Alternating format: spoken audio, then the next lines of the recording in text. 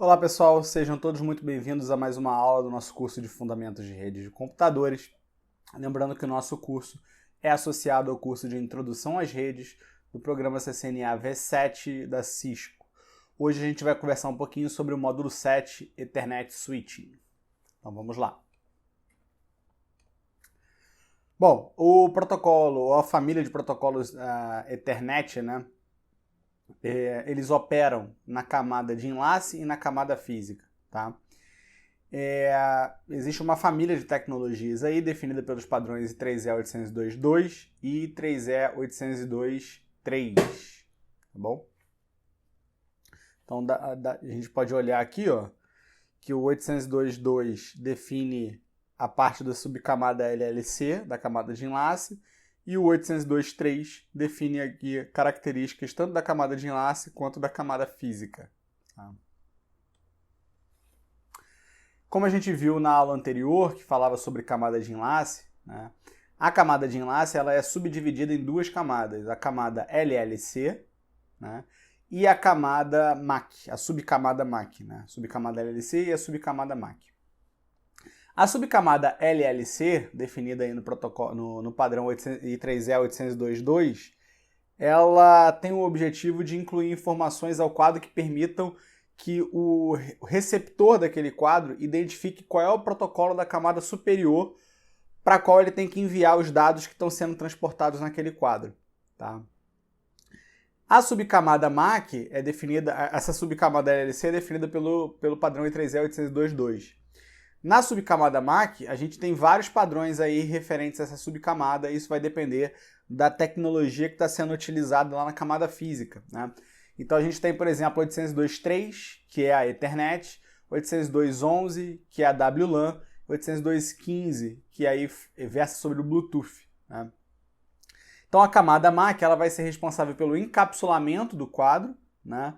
Também vai ser responsável pelo controle de acesso ao meio, né, de comunicação e pela parte de endereçamento, tá, de camada de enlace. Então, a gente já viu essa figura sobre as subcamadas aqui, né? Então a gente vê que a LLC ela define uma interface comum aqui para todas essas tecnologias Ethernet, WLAN e WPAN, tá? E ela basicamente ela funciona ali para permitir que quando o quadro é recebido pela interface de rede do destinatário, né, do destinatário naquela rede local ali, o destinatário consiga saber para qual protocolo de camada de rede ele tem que enviar os dados que estavam sendo transportados ali pelo quadro Ethernet, né? Uma coisa interessante é que quando a gente fala de Ethernet, essa subcamada LLC ela não se faz presente, porque atualmente, basicamente, todas as NICs elas dão suporte para o modelo de quadro Ethernet, onde um campo que antigamente tinha a função de carregar o tamanho do quadro, passou a ter a função de dizer qual é o protocolo que vai ter que ser, para qual vai ter que ser entregue o dado que está sendo transportado ali naquele quadro, tá? Então, não há necessidade de se adicionar um cabeçalho extra para poder dizer qual é o protocolo de camada de rede que esses dados que estão sendo transportados pelo quadro têm que ser entregues, porque o próprio quadro já tem essa informação ali dentro dele no campo type, que antes era o campo length, tá? Eu vou falar um pouquinho mais sobre isso quando a gente chegar lá na estrutura do quadro.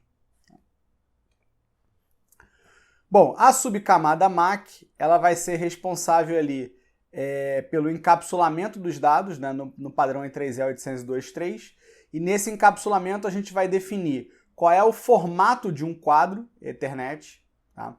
A parte de endereçamento Ethernet, como é que são os endereços que são utilizados para que um determinado quadro saia de um transmissor e chegue no receptor, né? E aí a gente tem essa parte de endereçamento MAC, que a gente vai ver um pouco mais lá para frente. Detecção de erro, então existe uma sequência, né, um número, um código que permite que o receptor daquele quadro identifique se aquele quadro é ou não um quadro íntegro, se ele tem algum tipo de erro, tá?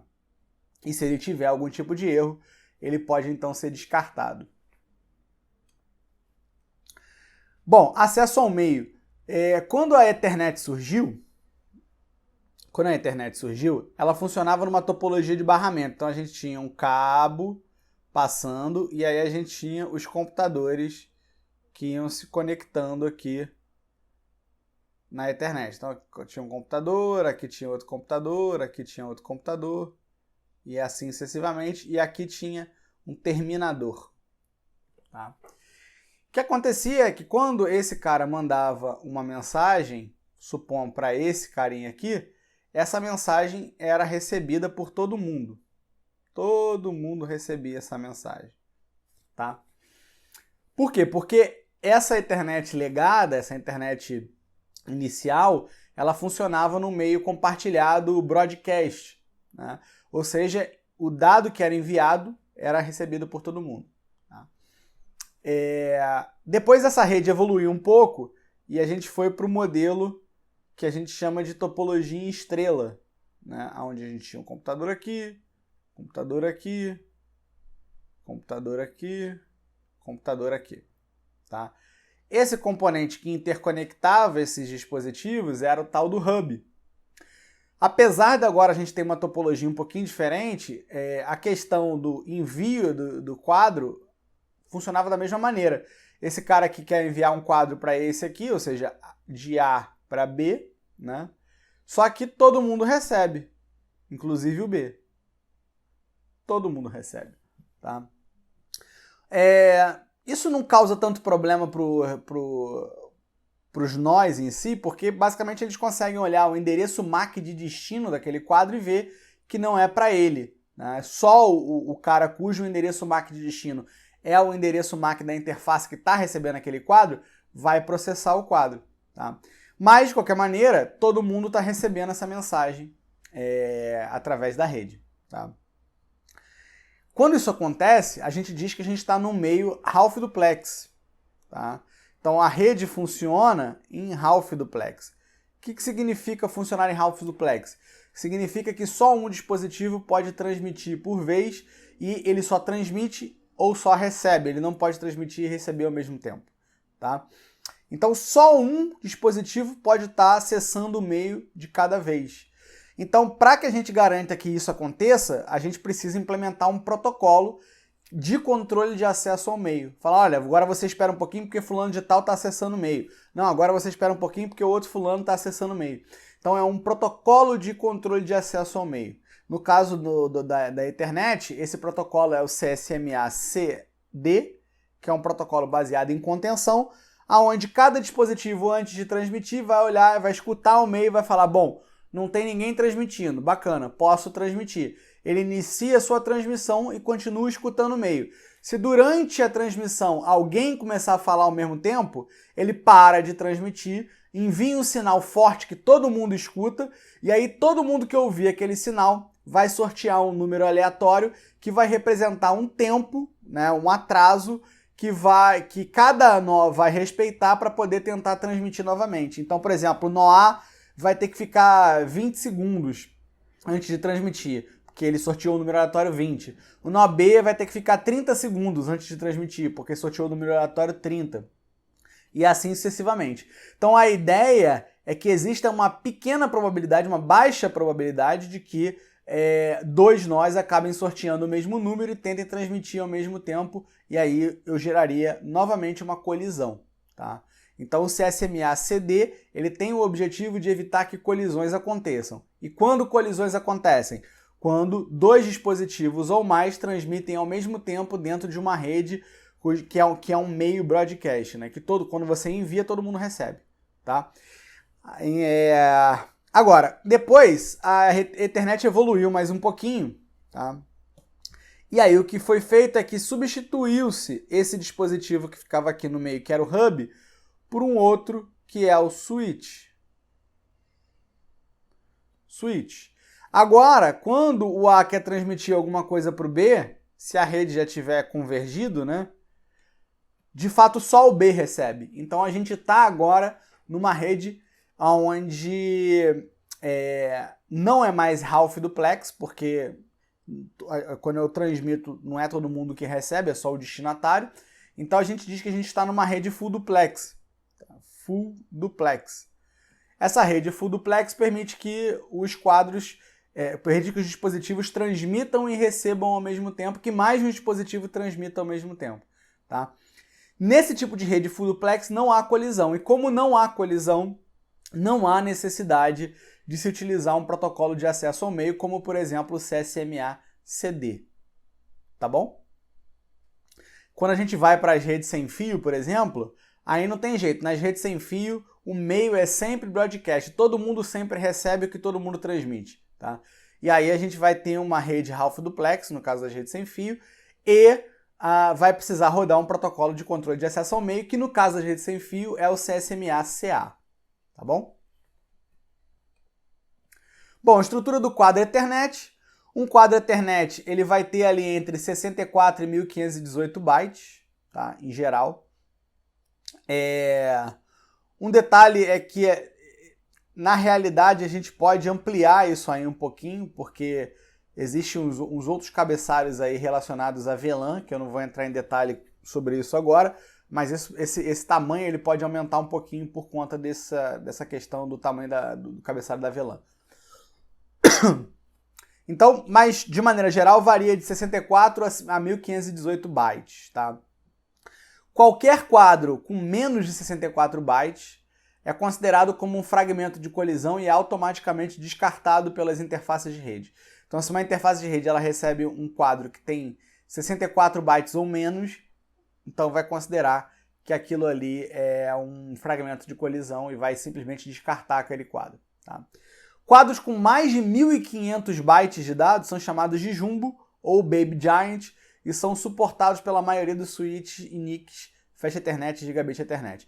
Então, esses quadros que têm mais de 1500 bytes, eles são quadros relativamente grandes, né?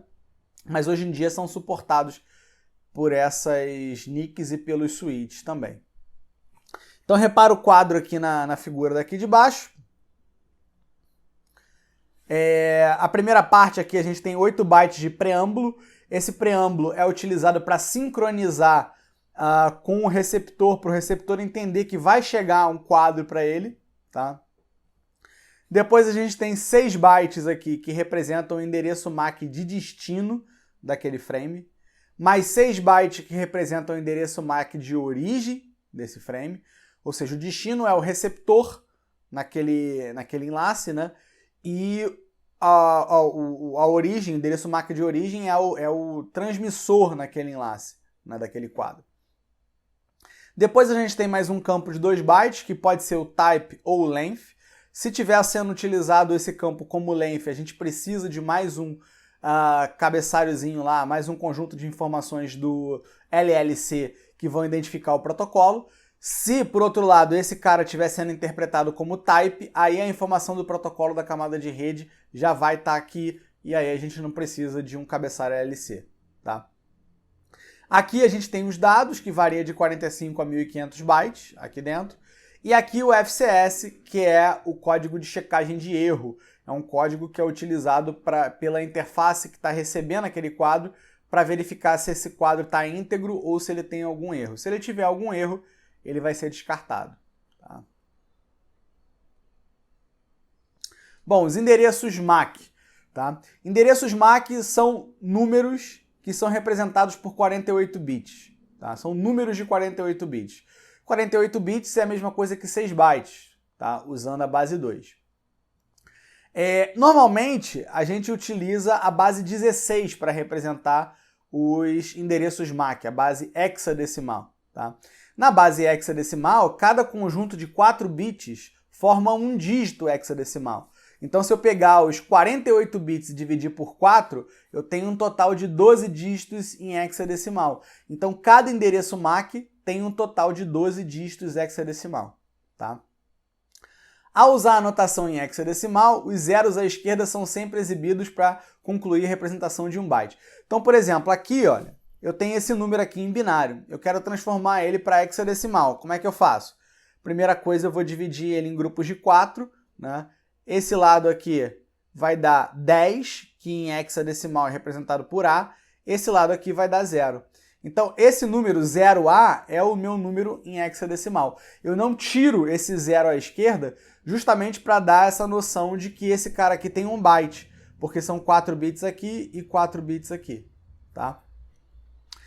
Os valores em hexadecimal são, em geral, precedidos por um 0x, igual está aqui. Então, 0x73. Isso indica que esse número está em hexadecimal e não em octal, por exemplo, ou em decimal, tá? Ele está, sim, em hexadecimal. Essa representação também pode ser feita usando um H no final do número. Então, por exemplo, 73H representa que 73 é um número em hexadecimal e não um número em decimal.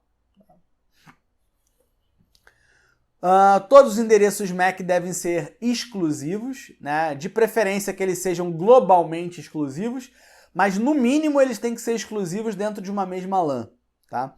Essa unicidade, né, do endereço MAC, ela é alcançada, essa unicidade global do endereço MAC é alcançada da seguinte maneira: as empresas que são fabricantes de endereço MAC, elas se registram na I3E e ganham um identificador de 3 bytes, tá? Aí quando a empresa vai lá e fabrica um dispositivo de rede, uma interface de rede, ela vai lá e atribui a essa interface de rede um identificador único dentro da sua produção, da produção dessa empresa, né? Um identificador único para aquela interface de rede. Pode ser um número de sequência, por exemplo. A primeira interface de rede é a interface 1, depois a interface 2, 3 e assim sucessivamente. Então, quando eu junto os 3 bytes do identificador do fabricante com os 3 bytes do identificador da interface de rede, eu tenho um endereço globalmente único, porque aquele identificador do fabricante é globalmente único e aquele identificador da interface é único para aquele fabricante. Então, a gente acaba alcançando um endereço MAC globalmente único, tá? Essa parte do endereço MAC que contém o identificador do fabricante é chamada de identificador exclusivo organizacional, ou I, tá? Às vezes acontece das pessoas comprarem umas interfaces de rede meio de procedência duvidosa e essas fabricantes elas não têm um cadastro no I3E, elas não têm o identificador fornecido pelo I3E, e elas vão lá e colocam um endereço MAC qualquer lá naquela interface de rede. O que pode acontecer é, se você comprar 2 interfaces de rede desse mesmo fabricante, ou até de fabricantes diferentes, pode ser que haja uma colisão de endereço MAC. É uma probabilidade não tão grande, mas pode acontecer, e já aconteceu. Já tem casos de que isso de fato aconteceu, tá? Então, por isso que é importante comprar esses dispositivos sempre de fabricantes credenciados. Tá? Bom, processamento dos quadros, como é que acontece, né? Quando alguém envia um quadro, aí vamos supor que alguém enviou um quadro e alguém está recebendo esse quadro, né? Então, por exemplo,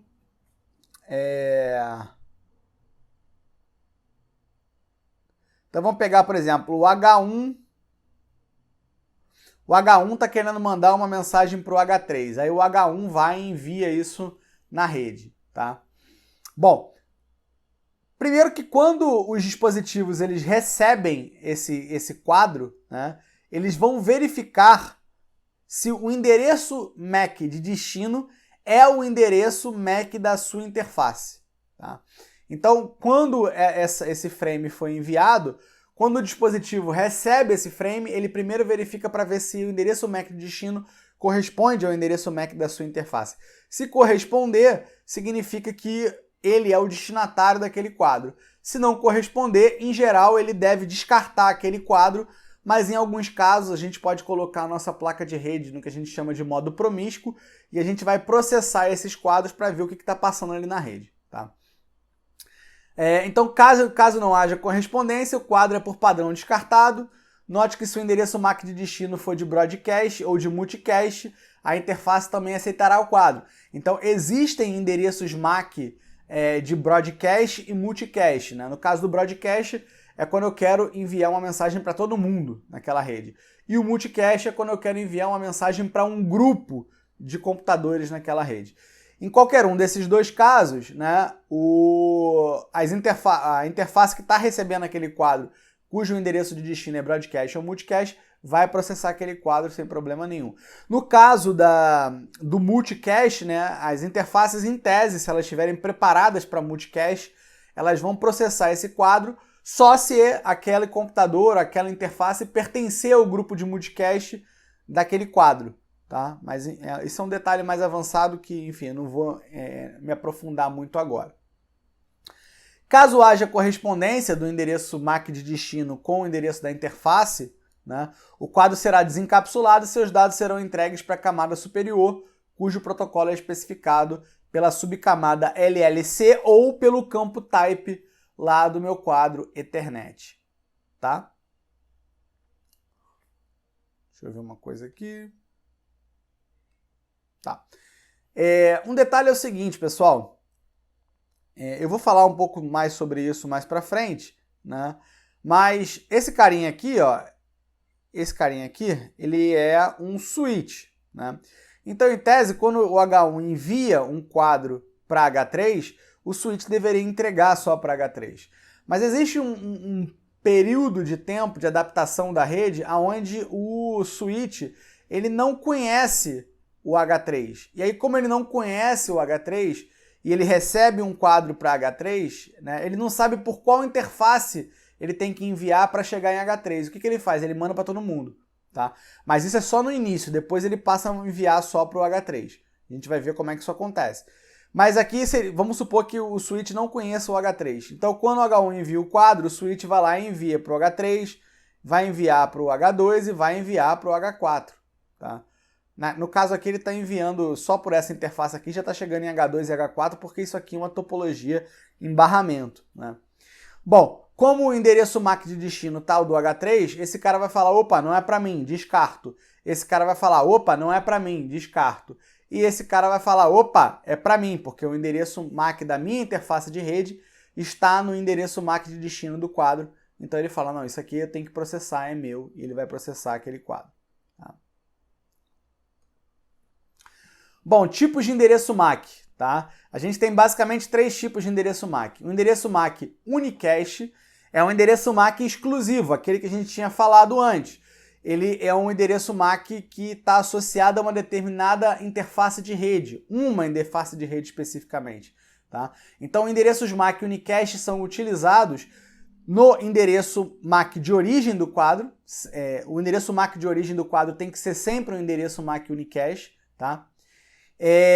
E no endereço MAC de destino do quadro, tá? Quando a gente quer enviar para um dispositivo especificamente. Então, no endereço MAC de destino do quadro, a gente pode ter tanto ali um quadro, um endereço unicast, quanto um endereço broadcast ou um endereço multicast. Vai ter um endereço unicast quando a gente está tentando enviar um quadro para um dispositivo específico e não para mais de um. Agora, se a gente está tentando enviar o quadro para todo mundo que está na rede, aí a gente pode utilizar o endereço MAC broadcast, que é representado por FF, FF, FF, FF, FF, FF. Isso aqui é a mesma coisa que todos os bits, né, todos os bits aí dos 6 bytes com valor 1. Tá? Então isso aqui é o endereço broadcast. Bom, se eu quero endereçar um conjunto de máquinas, mas não todas, eu posso usar o endereço MAC multicast. Né?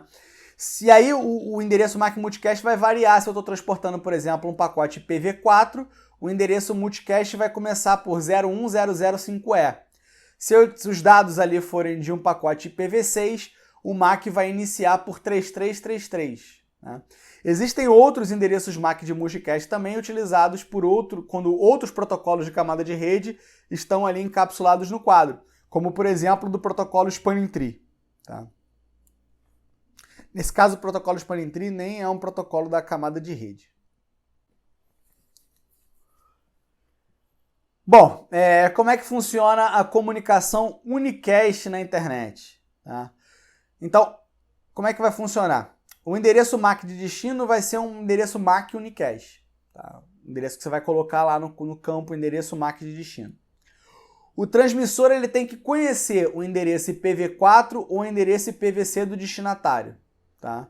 Ou do próximo salto se o destinatário estiver numa outra rede. Tá?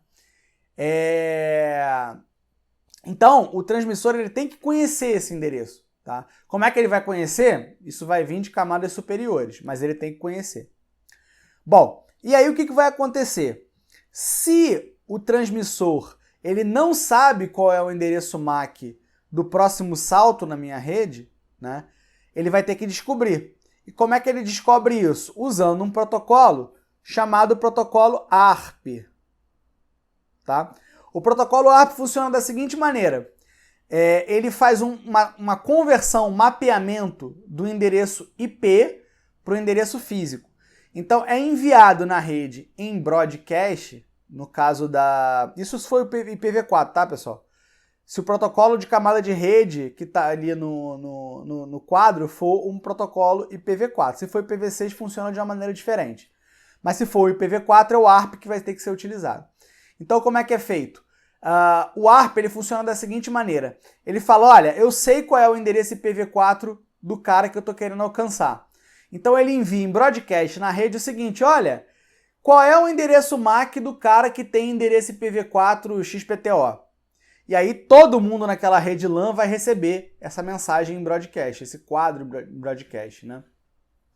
Só que só quem vai responder é aquele cara que tem endereço IPv4 XPTO. E aí ele vai responder, olha, o meu endereço físico é esse, então toma aí. E aí o remetente ele vai saber qual é o endereço físico lá do próximo salto ali, do próximo elemento de rede, e vai falar, beleza, agora eu já sei qual é o endereço físico, eu posso construir o meu quadro com o endereço MAC de origem, endereço MAC de destino. Tá?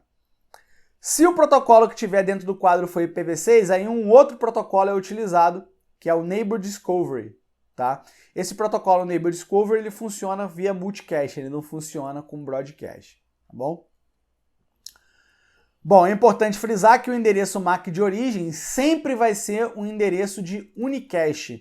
Nunca pode ser um endereço de broadcast, porque o quadro está sempre partindo de um dispositivo, não de um grupo. Está sempre partindo de um dispositivo.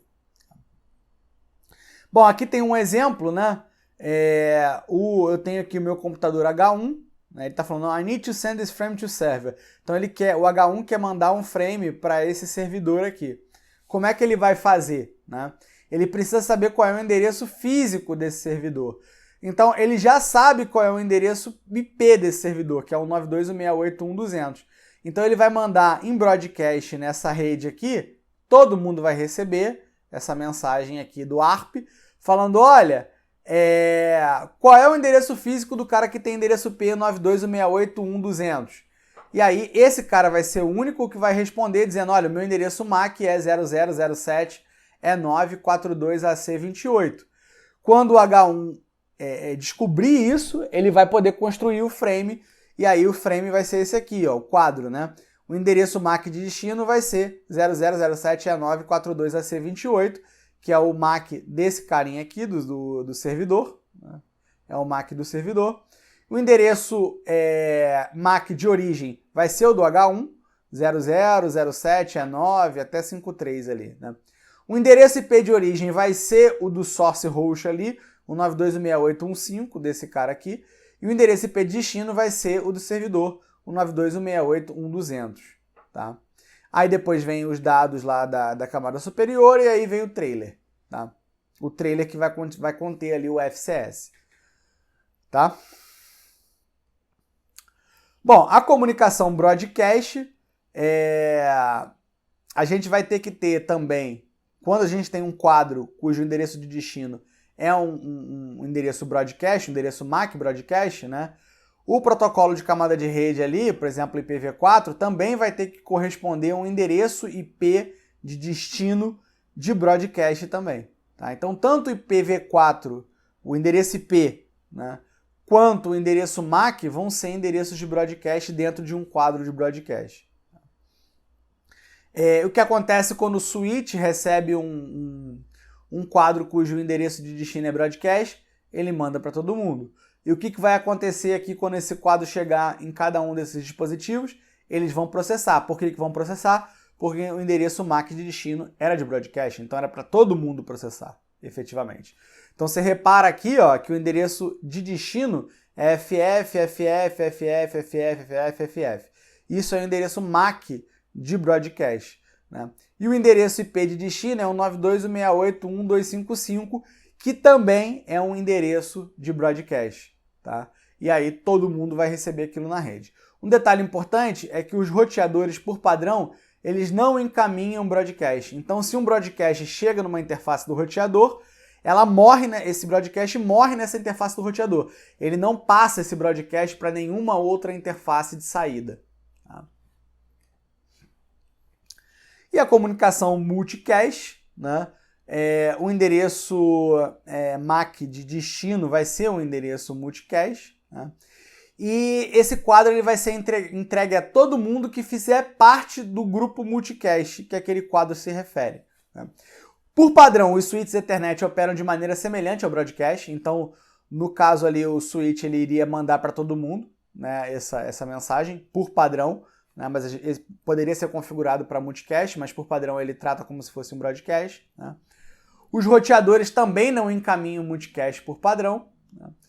E os pacotes IP transportados em quadros multicast, sejam eles IPv4 ou IPv6, também tem que ter um endereço IP de destino de multicast, tá bom?